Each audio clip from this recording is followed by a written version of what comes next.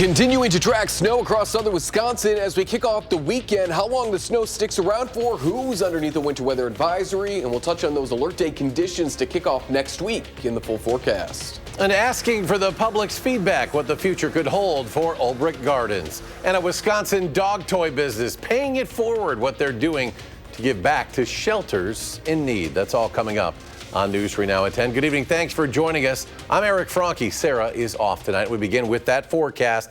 We are in a winter weather advisory as snow is coming down right now across southern Wisconsin, and bitter cold is on the way. News 3 Now with team coverage here and out in Madison as well. Let's head to meteorologist Blaise Keller for the latest on that snowfall. Blaise? That's right. Winter weather advisory for a handful of counties: Sauk, Iowa, Dane, Columbia, Dodge, as well as Jefferson counties, to name a few, until 9 a.m. on Saturday. We're continuing to really just see a band of snow slowly make its way eastward across central parts of our viewing area. We'll quickly take it into parts of Richland and western parts of Sauk County and Crawford counties to see still a little bit of snow falling around Richland Center, Soldiers Grove, Viroqua, Hillsboro, Loganville, and Sauk City, Prairie du Sac.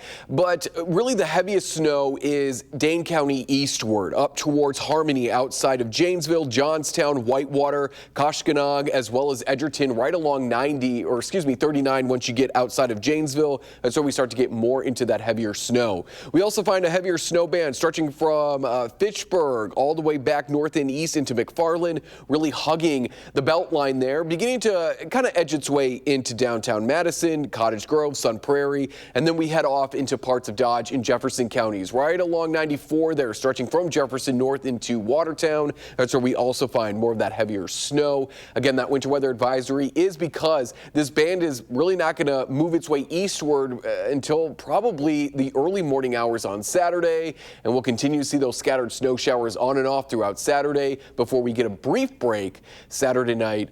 And then more snow and cold arrives starting Sunday. We'll detail all of that coming up in the full forecast. All right, Blaise, thank you. And that blast of winter came right in time for the evening commute. It was enough for the city of Madison to update its plowing response. Armand Rahman live out on the weather patio with what you need to know for snow cleanup this weekend. Armand? Eric, it feels like that band is circling right above my head right now. I feel like I'm getting dumped on, as you can see right now. And while it wasn't enough to call for a snow emergency, the snowfall today caused the city to call for all hands on deck. The Streets Division, along with Forestry, Engineering, Parks Division workers, and others, will begin citywide plowing tonight at midnight. The Streets Division will start with the salt routes, while the others will use roughly 150 vehicles to plow every single street in the city. That's going to take 12 to 14 hours. Crews expect every street to be plowed at least once over by about 2 p.m. tomorrow. Why will it take so long? Well, city officials say there are about 1,800 miles of different traffic lanes in the city to be plowed, which is like driving from Madison all the way to the Mojave Desert in California. So tonight, the city crews are asking people to choose off-street parking as much as possible. And obviously, stay inside, stay off those roadways, and just enjoy the picturesque snow, as you are, Eric, from inside the studio, watching me outside here right now. But yeah, it's coming down. It's pretty covered out here. For now, reporting live on the west side of Madison, Armand Rahman, News 3 Now. All right, Armand can now make the 3-foot walk inside, so we won't feel too sorry for you, Armand. Thank you. Track the forecast for yourself with our First Warn weather app. It has hourly planners, road conditions, and radar.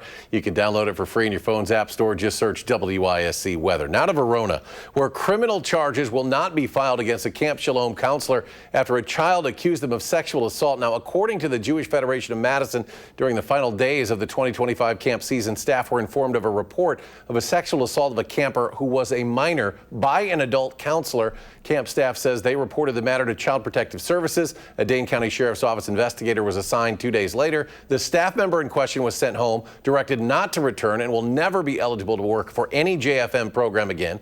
Additionally, the JFM executive director, the Camp Shalom director, the JFM president all resigned. The JFM executive committee and board were not formally notified of this incident until just December 22nd. 22nd. JFM says it will review camp policies and is partnering with the Safe Harbor Child Advocacy Center.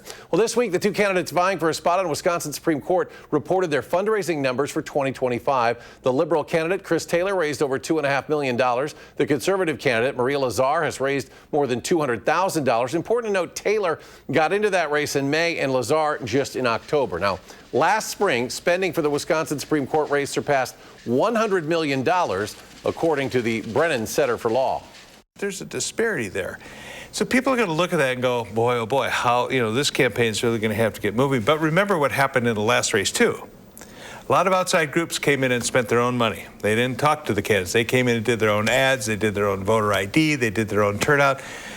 That's going to happen, I should say. It could happen again. It has a history of happening. Also this week, candidates in the race for governor are reporting fundraising numbers. To hear what to pay attention to in those reports, check out For the Record this Sunday at 10:30 in the morning. Well, this afternoon, Iranian protesters gathered outside the state capitol calling attention to what they describe as a brutal crackdown on demonstrators in the Middle Eastern country. They say the Iranian Revolutionary Guard has not only shut down the internet, but also phone service, cutting off contact with loved ones and silencing dissent. A senior U.S. official told USA Today they estimate at least 2,000 people have been killed in demonstrations calling for an end to the clerical rule in that nation. Last Thursday, 9 p.m., they shut down the electricity, they shut down the internet, and there's been no connections with the families back in Iran. And at the same time, they're butchering the people like in the streets. We want people in the capital to hear us. We want them to call the senators. We want them to call the president. We want help. People in Iran are barehanded. They are unarmed. We have no help. Earlier this week, Iran's foreign minister pledged not to execute prisoners after President Trump threatened action against the regime. A reminder, if you're driving downtown tonight through Sunday, North Bassett between West Johnson and West Dayton will be closed. It's right in front of the Brunch Club. Crews will be dismantling a tower crane. The bus stop on Bassett will move over to West Dayton across from the Park Place apartments. And Culver's in Middleton may be moving to a new location. The franchise says it plans to buy the Fitzgerald Supper Club on Parmenter Street, just a block away, with plans of paying nearly twice its market value, $4 million. Culver's representatives say a new location would offer a larger parking lot, better access, and greater traffic flow. Olbrich Gardens wants public input regarding its future endeavors. A comprehensive master plan is being created to look at the aging infrastructure there and possible expansion as well. After a survey conducted last summer, Olbrich estimated that visitors to the gardens contributed $20.1 million to the Dane County economy. So we know that because Madison and Dane County are growing so fast, we're going to see more guests in the future as well. And so we want to be able to plan for that, to welcome additional people to the gardens, to reap all the benefits of being in nature. The first set of public workshops to discuss the plans are identical. Be at noon and 6 on Thursday, January 22nd. At the Olbrich Botanical Gardens. Future workshops will be in March and May for feedback on the final plans. Well, there's some big changes to keep in mind ahead of doing your taxes this year. For starters, there will be higher standardized deductions. For singles, it was $15,000, but for 2025, it went up to $15,750. There's also a cap on how much in state and local taxes one can pay, depending on adjusted gross income. The old law was a $10,000 cap. Now you can get anywhere from $10,000 to $40,000 in 2025. Those are deduction changes. Another change is no tax on tips, but that comes with some caveats. It's capped at $25,000 per return. So if you have a married filing joint couple, they only get $25,000 total. Well, President Trump unveiled a new $50 billion program designed to ensure rural communities have access to health care facilities. All 50 states will receive at least $100 million a year over the next 5 years. That money is meant to shore up health care coverage in rural communities where many hospitals have closed or are facing financial strain. Dairy farmers in Wisconsin are welcoming a change they say is long overdue. The Whole Milk for Healthy Kids Act will once again allow whole milk to be served in schools nationwide. Whole milk has been considered unhealthy by federal dietary guidelines since back in 1990. But the new guidelines released earlier this week encourage Americans to drink more of it. This is just a huge win for dairy.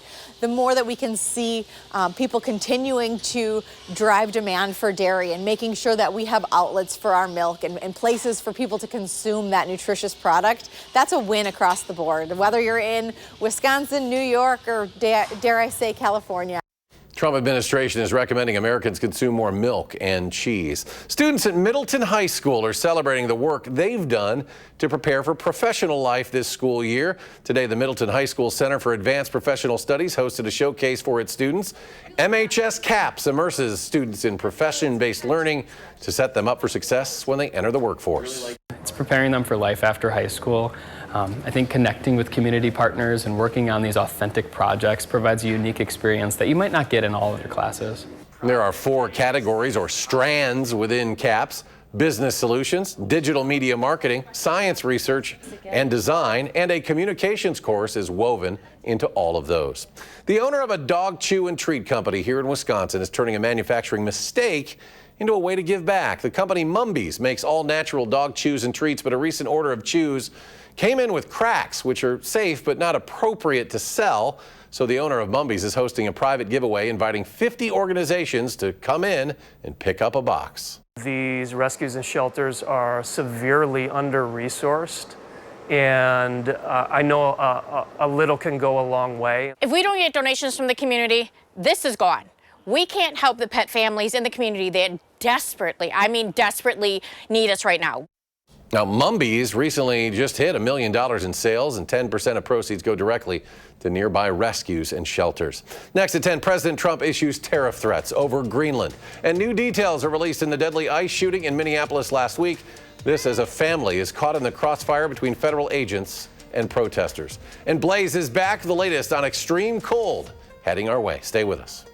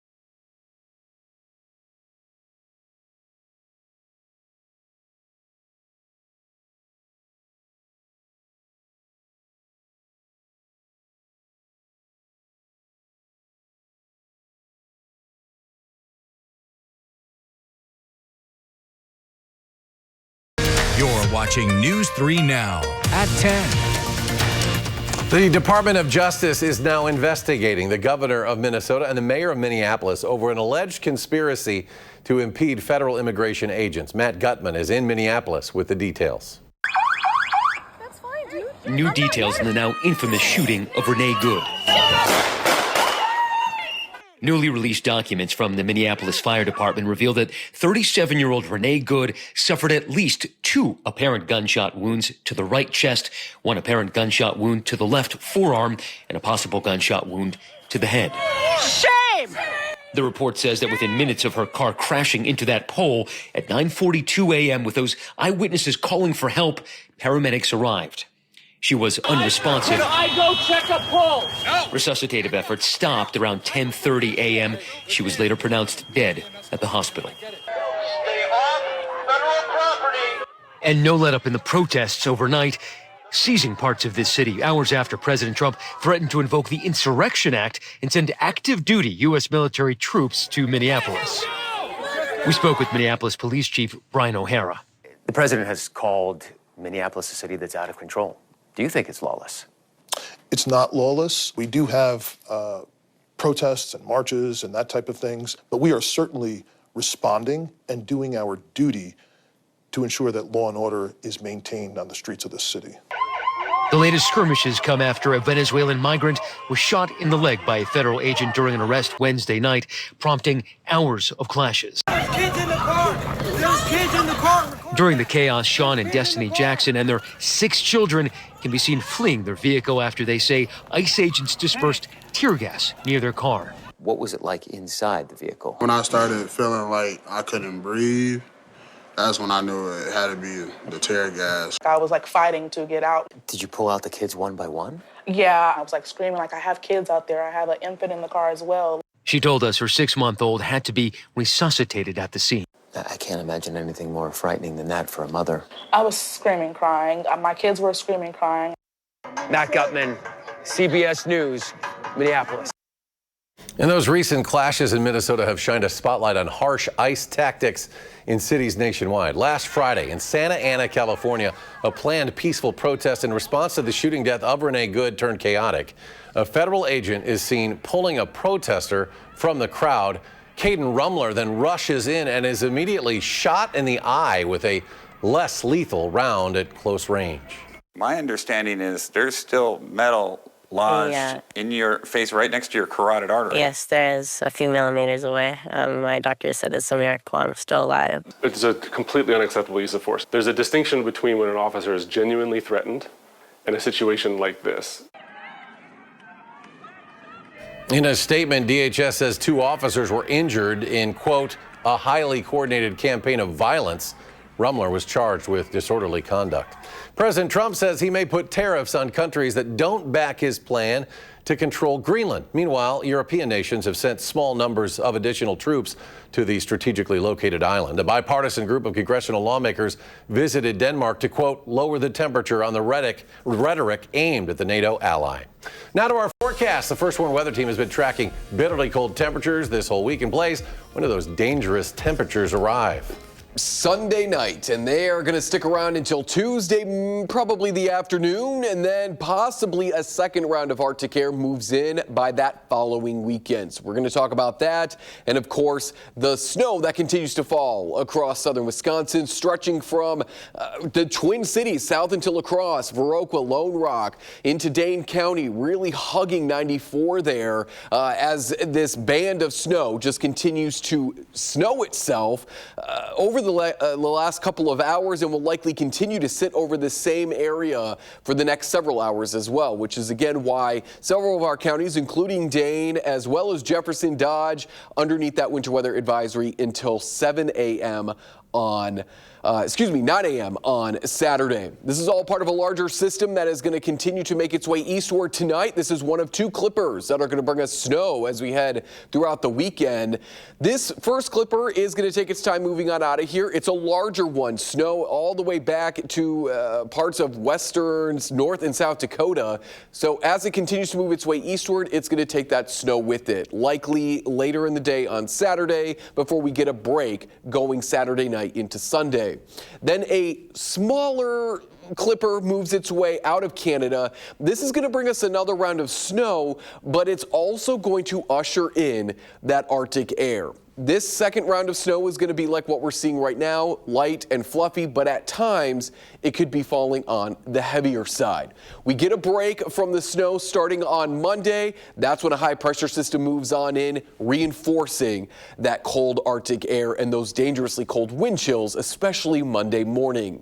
An additional 2 to 4 inches of snow may be possible. Where the winter weather advisory is right now, we may be upwards of 3-4 inches over the next several hours. So this is going to be just a couple rounds of more of that light fluffy snow before all of this moves off to the east by Sunday night. Then that Arctic air moves on in. Wind chill values Sunday morning, 10 to 15 degrees below zero. Let's fast forward future track to Monday morning, 25 to 35 degrees below zero. Let's fast forward into Tuesday when the kids are likely heading back to school and we're heading back to work after Martin Luther King Jr. Day. 15 to 25 degrees below zero. There'll likely be some delays, so make sure you're tuning into News 3 Now in the morning, checking in on our website throughout the weekend as some of those delays may be coming in early so that you know how to prepare for next week. Here's our Arctic blast of air, this first round coming in Monday, but if we fast forward future track, there's that second round of Arctic air moving in as we head into the following weekend. That's when highs will dip right back into those low teens to single digits Friday, Saturday, and that following Sunday. So it's going to be a cold week ahead. Thankfully, I guess the coldest day out of the next 7 is a holiday, so maybe not as many people need to be outside. Just take the 3-day weekend and relax. Yeah, this is going to be one of those you just want to stay inside. And I think there's a game that yeah, we have the Broncos Bills game tomorrow. That's a 3:30 kickoff, so tune into that. If you got a fireplace, great. Yeah. Hang out with it. But anything to stay warm. Yeah, it's really going to be cold on Monday. Yes. Blaze, thank you. Still to come in sports, one of the best rivalries in sports, reignited on the collegiate level. We'll have highlights from Love Volleyball next on News 3 Now. Andrew will be here next. Now Sports, brought to you by TDS Telecom. Michigan State came to Madison with a chance to flip the script. Earlier this season, the Badgers swept #1 Sparty at their place. And after beating Bucky last night, they look to return the favor in full this evening. First period, only 12 minutes into this game, and just like that, it is 3-0 Spartans. Yikes. Not the start that Wisconsin wanted, and it wouldn't change anytime soon. Less than a minute left in the game, still 4-0, and finally, Logan Hensler lights the lamp. The Badgers are swept at the Kohl Center, dropping this one 4-1. Staying on the ice where the road to a repeat rolls on for the #1 team in the country. Wisconsin women's hockey headed up north for some afternoon puck, and no one likes that more than Lacey Eden. The graduate senior in her 6th year has never lost to St. Thomas. In fact, Bucky is a perfect 20-0 all-time against the Tommies, and Eden wasn't going to let that change today. But she still wasn't done. Later on, Wisconsin leading 4-1. She would add another one just for the fun of it. The Badgers waste no time as Lacey's 2-goal day helps the Badgers win it up in the Twin Cities. 5-1 is the final. To the mat, Wisconsin wrestling off to their best start in a long time, and performances like this will help the reigning Big Ten Wrestler of the Week, Zan Fugit, who finished 4th nationally last year, pins him, and that's a fall. Badgers win big, 28-12. Wisconsin and Nebraska, for my money, is one of the best rivalries in all of sports in the collegiate side of things. So it's only right that it was carried over to the pros in the form of Love Volleyball. The new professional sports league in its 2nd year is a stroke of genius to bring this rivalry to the professional level. In Madison this evening, hosting Nebraska, of course, and the home team used both sides of the aforementioned rivalry to get the job done. First, it's Temi Thomas-Ilora, the former Badger Badger puts it down on Nebraska. And later, it's Rebecca Alec, the former Cornhusker, putting it back right on her home state's plate. Coach Furbringer's squad wins it in 4 sets, improving to 2-0 on the season. And we'll be right back with a final check of that First Warn forecast. Josh Allen and the Buffalo Bills head to Colorado to take on Bo Nix and the Denver Broncos. The winner will go to the AFC Championship game to take on the Houston New England winner. Kickoff tomorrow in Denver, by the way, set for 3:30. I think the temps there were going to be 40, but certainly that's warm compared to what we're going to be dealing with. Heat wave, yeah. So stay inside this weekend, kick back, relax, watch the game, and just maybe finish a TV show or movie that you've been wanting to watch. Snow continues to fall on Radar 3000, mainly from Dane County back into Milwaukee. We do have a winter weather advisory for a handful of counties until 9 a.m. on Saturday. Snow ends Sunday before the cold moves on in. A cold start to next week and a cold end as well. Single digits on Monday and that following Saturday. And stay with News 3 Now and channel3000.com for the latest on the weather as it continues to affect us locally. Thanks for watching News 3 Now at 10. Colbert is next. Have a great weekend.